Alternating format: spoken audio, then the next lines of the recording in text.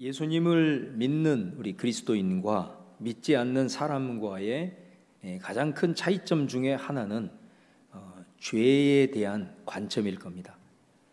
어떤 사람은 죄를 양심에 반하는 행동이다 이렇게 정의를 내리기도 합니다.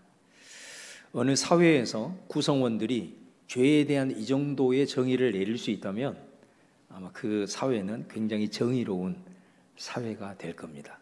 양심이 살아 있다는 거 아니겠습니까? 근데 일반적으로는 그 사회에서 규정해 놓은 법을 위반하는 행동, 이거를 죄라 이렇게 여기는 경향이 많습니다.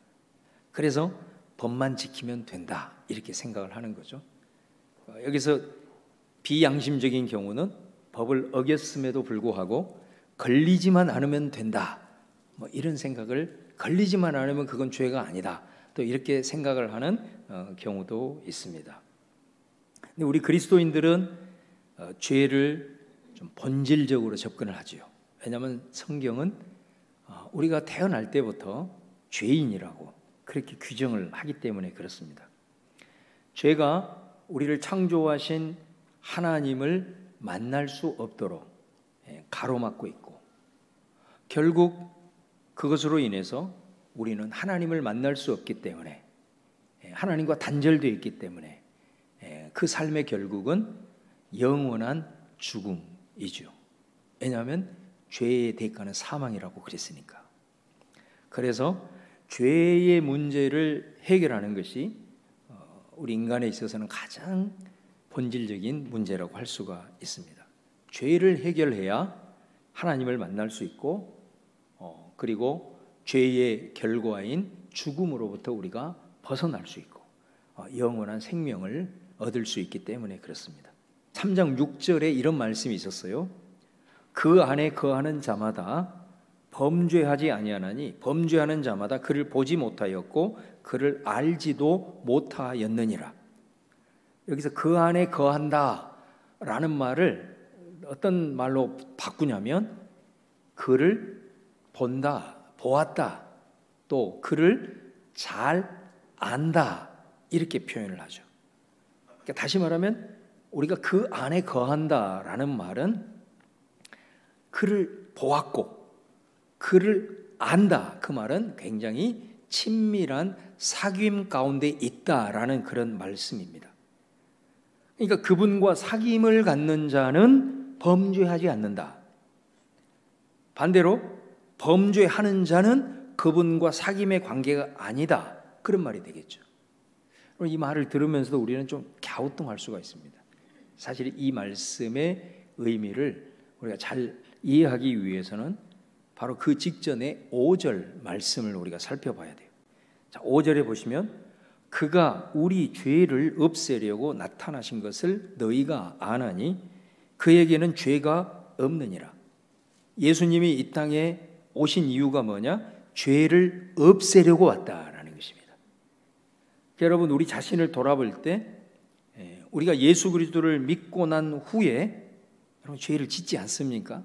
그죠? 우리가 주님과 사귐의 관계임에도 불구하고 왜 우리가 죄를 짓죠? 오늘 말씀에 비추어 보면 이해가 잘 안 되는 거죠. 도대체 이 말의 의미가 뭐냐라는 것입니다. 우리가 믿고 난 후에 하나님과 교제하면서 우리는 죄에 노출되고 또 죄에 무너집니다. 그것을 부인할 사람은 한 사람도 없을 겁니다. 성경에도 내가 주님을 믿고 주님과 교제함에도 불구하고 나 죄짓지 않아 이렇게 말할 수 있다면 그 사람은 요한일서 1장 7절 9절에 자기를 스스로 속이는 사람이에요. 더 나아가서 하나님을 거짓말하는 자로 만든 사람이다 이렇게 말하잖아요. 그렇다고 한다면 그 안에 거하는 자, 하나님과 사귐에 있는 자는 범죄하지 않는다라는 말이 무슨 의미겠냐라는 거예요.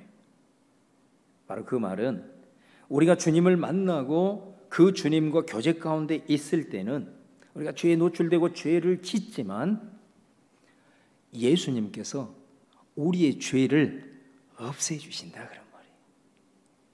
그러니까 예수님이 그 죄를 없애기 위해서 이 땅에 왔고 우리가 그 주님을 만났고 그 주님이 나와 함께 하시는 교제 가운데 있을 때는 우리가 죄 가운데 넘어져도 그분이 죄를 없애주신다. 그래서 우리가 죄의 지배를 받지 않는다, 그런 말이에요.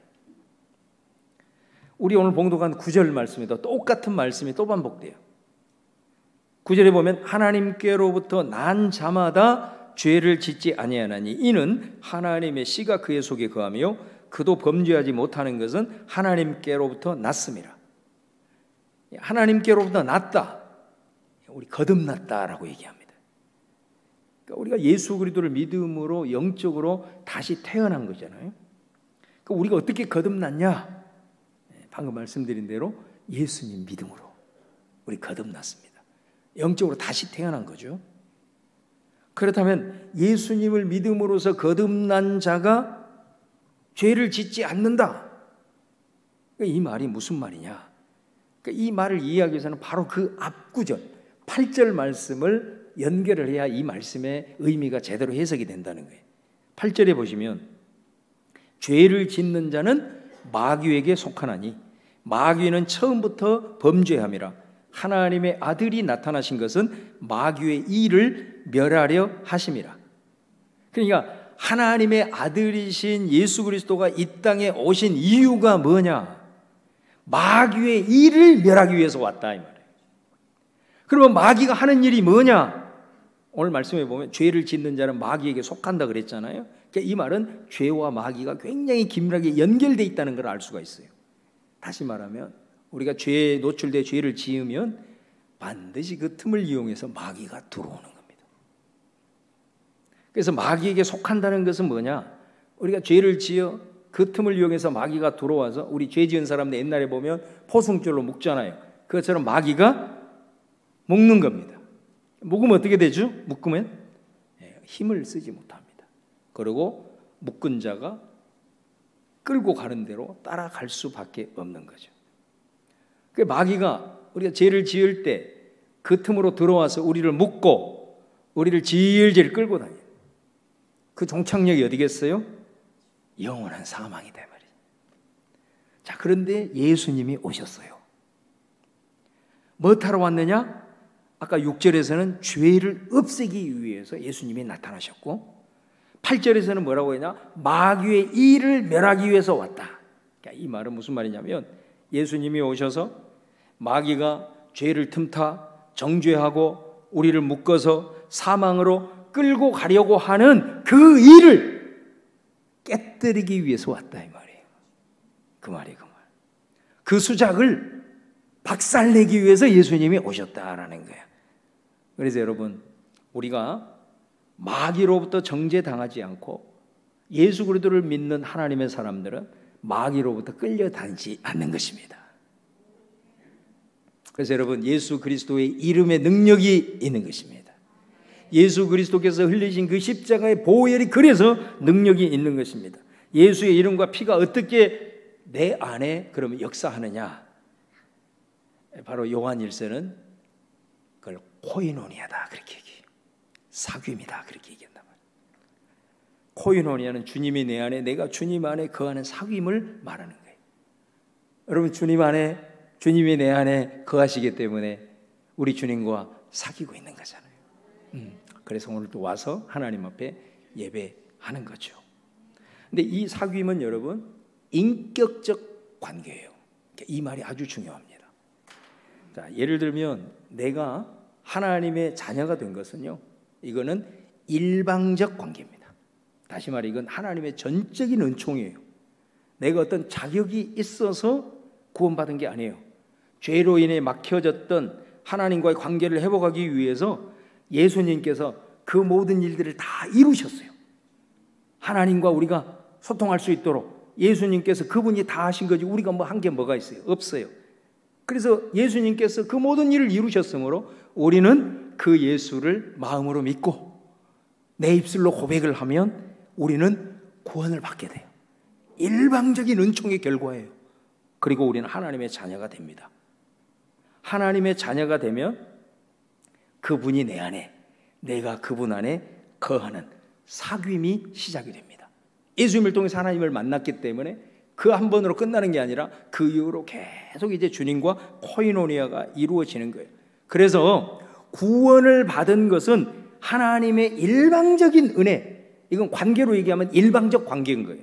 그러나 구원을 받은 이후에 하나님과의 사귐은 일방적이지 않습니다.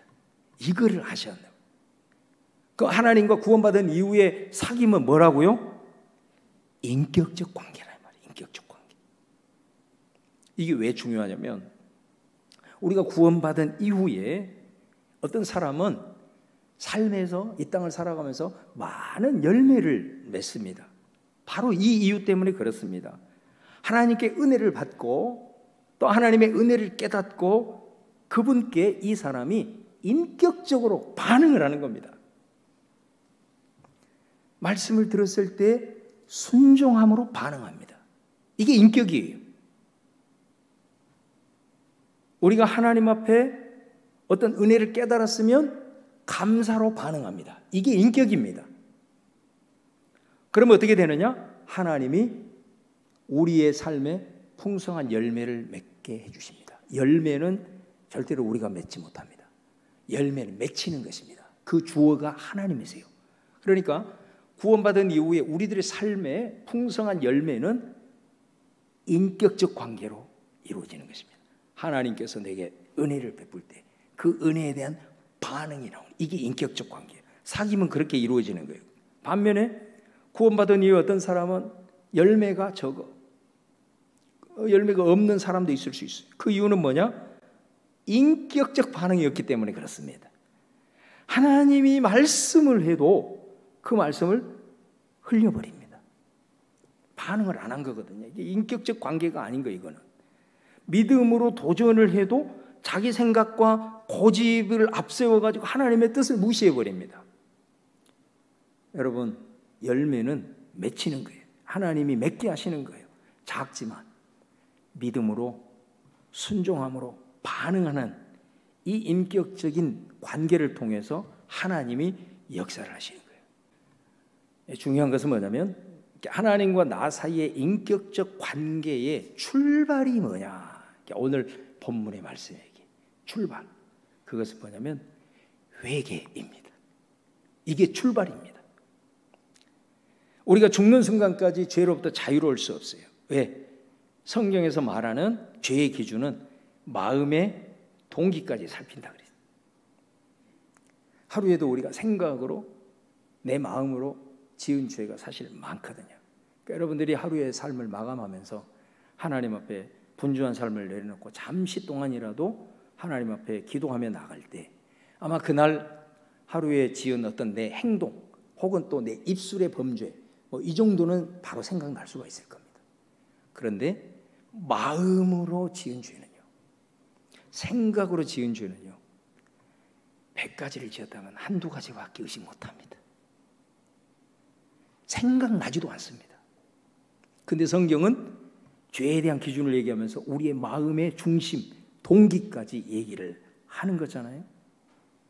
그렇기 때문에 여러분, 우리가 얼마만큼 우리의 죄들로 인해서 마귀에게 사실은 틈을 보이고 있는가. 그렇기 때문에 예수 그리스도를 믿고 사귐 가운데 있다고 하면서도 묶여 있는 거예요. 그리스도인들이 힘을 못 쓰는 거예요. 풍파 앞에 그냥 좌절하는 거예요. 세속 앞에 막 무조건 타협하는 거예요. 힘을 쓰지 못하는 거예요. 왜? 이게 안 되니까. 마귀의 정죄받고 묶임을 받아가지고 힘을 쓰지 못하는 경우가 많다. 예수님은 이 마귀의 공작을 깨뜨리기 위해서 오셨다 그랬잖아요. 문제는 뭐냐면 우리가 주님께서 십자가를 통해서 다 이루어 놓으신 이 마귀 공작을 다 깨뜨리신 이것이 우리들에게 주관적으로 적용이 되기 위해서는 반응을 해야 된다 이거예요. 그게 뭐라고요? 회개입니다. 회개라는 반응을 통해서 이 모든 사탄의 마귀의 공작이 깨뜨려지는 것이 내게 적용이 된다 이것입니다. 그래서 회개는 인격적 반응의 출발입니다. 우리가 용서 하나님 앞에 회개할 때 어떤 사람은요, 주일날 참회 기도를 다 이렇게 드릴 때도 매주 똑같은 것을 반복해서 회개하는 자신에 대해서 굉장히 실망하는 사람이 있습니다. 자존심 상해서 나중에는 회개도 안 해버리는 사람이 있습니다. 여러분, 그게 아니에요. 하나님의 용서의 은총이 얼마나 위대한 역사인 줄 아십니까? 우리가 하나님을 알고 그분의 성품을 알고 깨닫고 체험하는 것이 신앙의 성장에 나가는 겁니다. 그런데 그 하나님의 용서를 받는 것은 회개를 통해서 이루어지는 거예요. 그래서 그 하나님 앞에 용서를 받음으로써 내가 자존심 상할 게 아니고 그 마귀의 소리예요. 하나님이 얼마나 나를 사랑하시는가. 이 부족한 나를 버리지 아니하시고 또 참아주시고 기다려주시고 뻔뻔하게 회개해도 여전히 용서해 주시는 그 하나님을 깨닫게 되는 겁니다. 그래서 그 주님의 용서의 은총을 경험하고 체험하며 나갈 때 우리는 어떻게 되느냐? 그 주님을 향한 신뢰가 더 커지는 것입니다. 신뢰가 커지게 되면 이전의 반응보다 더 큰 반응을 하게 되는 겁니다. 그렇게 됐을 때 아주 중요한 전환점이 하나 생깁니다. 그게 뭐냐면 주님 앞에 반응을 할 때 자발적으로 반응하게 됩니다. 이게 여러분 우리 신앙의 하나의 터닝 포인트입니다. 그 전에는 조건적으로 반응할 수가 있습니다. 율법적으로. 또 억지로 해야 되기 때문에 해야 되는 경우가 있을 수 있습니다. 그러나 내가 주님 앞에 반응하는 것이 내 속에서 우러나오는 자발적인 것이 하나둘씩 생기기 시작하는 시점이 세상 얘기로 얘기하면 신앙의 고수의 길로 접어드는 터닝 포인트가 되는 것입니다. 이게 뭐로 가능하냐? 회개를 통해서 주님의 용서를 경험하는 자만이 가능합니다. 용서를 통해서 주님을 신뢰할 수 있을 때에 우리의 반응이 자발적이 되고 그리고 우리가 하나님 앞에 더 큰 반응으로 나아갈 수 있게 된다라는 것입니다. 그런데 우리 안에 회개가 사라지면 죄에 묶이게 됩니다. 마귀에게 틈이 보이게 됩니다. 이 반복이 되면 어떻게 되냐? 완악해지게 됩니다. 완악해짐의 증상이 뭐냐? 회개할 것이 생각이 나지를 않습니다. 매일 죄를 짓고도 어떤 느낌도 가지지를 못하게 되는 경우로 흐르게 됩니다. 여러분, 만일 여러분들이 이 말씀을 듣고 내가 지금 이런 모습인데 이런 생각이 드신다면 여러분 오늘 말씀을 통해서 근신하시기를 바랍니다. 정신 바짝 차려야 됩니다. 여러분, 회개를 통해서 인격적 반응이 여러분에게 있기를 축원합니다. 이 출발입니다. 출발. 이게 여러분 한번 9절을 다시 한번 보시죠. 9절. 하나님께로부터 난 자마다 죄를 짓지 아니하나니 이는 하나님의 씨가 그의 속에 거하며 그도 범죄하지 못하는 것은 하나님께로부터 났음이라. 여기 보면 이 말씀에 보면 우리가 회개할 수 있는 이유를 말합니다.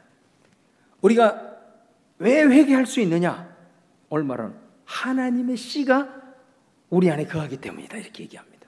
여기서 하나님의 씨는 말씀을 가리키는 겁니다. 여러분, 우리가 태어나면 어쩐다 그랬죠? 아버지, 어머니의 유전자를 갖고 우리가 태어나잖아요. 그러니까 우리가 거듭났다. 영적으로 다시 태어나면 어떻게 되냐? 우리 안에 영적 DNA를 갖고 우리가 태어나게 됩니다. 그 영적 DNA가 뭐냐면 말씀의 씨앗이 우리 안에 뿌려진다라는 거예요. 그러니까 이 말씀은 베드로전서 말씀처럼 항상 살아있는 말씀입니다. 그러니까 내 안에 씨앗처럼 뿌려져 있는 그 말씀이 있기 때문에 설교를 들을 때 이 속에 있는 살아있는 내 안에 뿌려져 있는 말씀의 씨앗이 작동하기 시작하는 겁니다. 살아있기 때문에.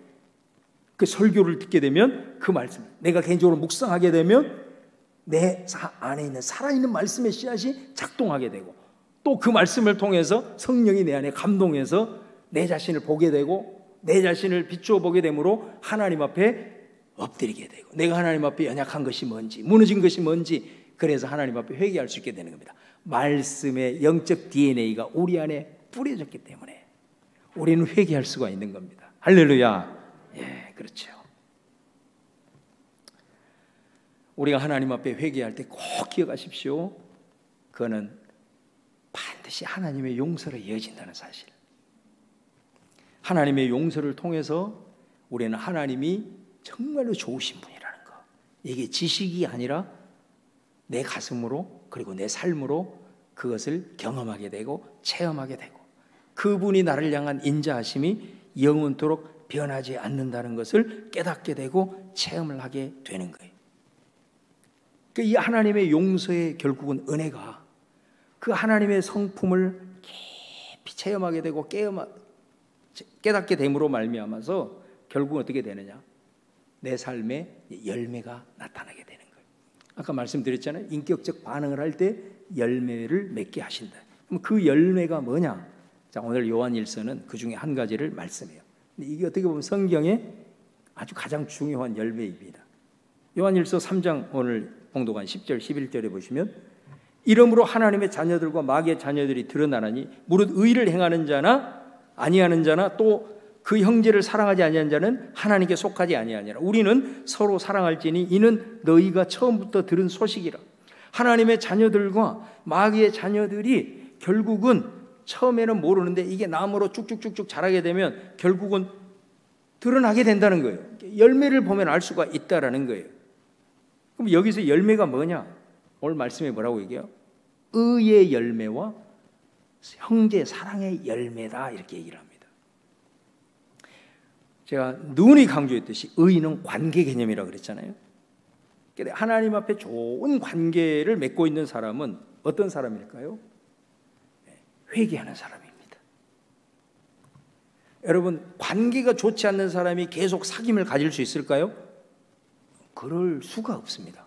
관계가 좋지 않은데 어떻게 계속 사귐을 갖습니까? 우리가 죄를 짓는데 어떻게 하나님과 계속 사귐을 갖죠? 그 이유는 단 하나입니다. 회개하기 때문에 그렇습니다. 회개하기 때문에 죄를 멸하시고 우리를 정죄하려고 하는 마귀를 멸하시기 때문에 우리는 여전히 하나님과 계속해서 사귐을 갖게 되는 겁니다. 그래서 우리는 의인이라고 얘기를 하는 거예요. 하나님과 바른 관계인 거예요. 우리가 이 하나님과의 바른 관계를 갖고 있으면 어떤 열매가 나타나느냐? 사람과 좋은 관계가 열매로 나타난다는 거예요. 그게 뭐라고요? 형제사랑이래요. 형제사랑. 사람을 바라볼 때 이 아버지 하나님의 마음으로 보게 됩니다. 이게 회개의 반응을 통해서 우리에게 주시는 용서를 통한 열매입니다. 암에 걸려본 사람이 암 환자의 마음을 알듯이 그렇습니다. 다른 사람을 바라볼 때 아버지가 나를 바라보는 것처럼 불쌍히 여기게 됩니다. 이 열매로 나타나는 겁니다. 이게 여러분 내 의지로 며칠 못 갑니다. 그래서 열매를 맺히는 거예요. 하나님의 용서의 은총을 경험하고 그분의 성품을 깨닫고 내 안에 체득을 해야 그것이 자연스럽게 내 삶의 열매로 나타나는데 사람을 바라볼 때 불쌍히 여기게 된다 이거예요. 사람에 대해서 넓은 마음을 품게 돼요. 아버지가 내게 그렇게 했듯이. 다른 사람을 배려하게 되는 거예요.